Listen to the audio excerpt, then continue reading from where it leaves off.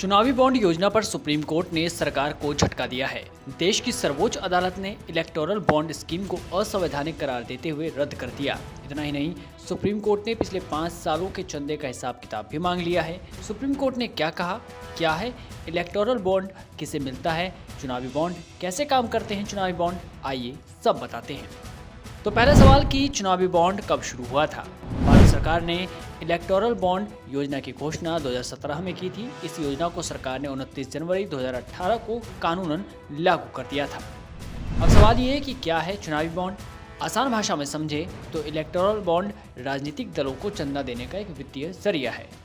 चुनावी बॉन्ड एक तरह का वचन पत्र होता है। इसकी खरीदारी भारतीय स्टेट बैंक की चुनिंदा शाखाओं पर किसी भी भारतीय नागरिक या कंपनी की ओर से की जा सकती है। सीधे अर्थों में ये बॉन्ड किसी भी नागरिक या फिर कॉरपोरेट कंपनियों की ओर से अपने पसंद के किसी भी राजनीतिक दल को दान करने का एक जरिया है। बॉन्ड विशेष रूप से राजनीतिक दलों को धन के योगदान के लिए जारी किए जाते हैं।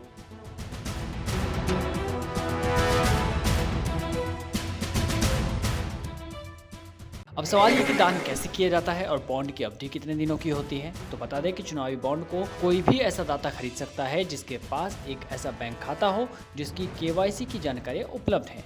SBI की चुनिंदा शाखाओं से 1000 रुपये से 10,000 रुपये, 1 लाख रुपये, 10 लाख रुपये और 1 करोड़ रुपये में भी किसी भी मूल्य के चुनावी बॉन्ड खरीदे जा सकते हैं। इसकी अवधि केवल 15 दिनों की होती है।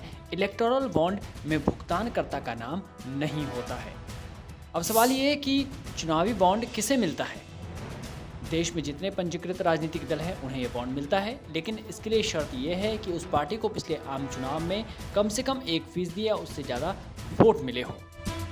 अब बॉन्ड को लेकर केंद्र ने कहा था कि ये योजना पारदर्शिता सुनिश्चित करती है और चुनावों में अवैध धन के उपयोग पर एक शक्तिशाली रोक है।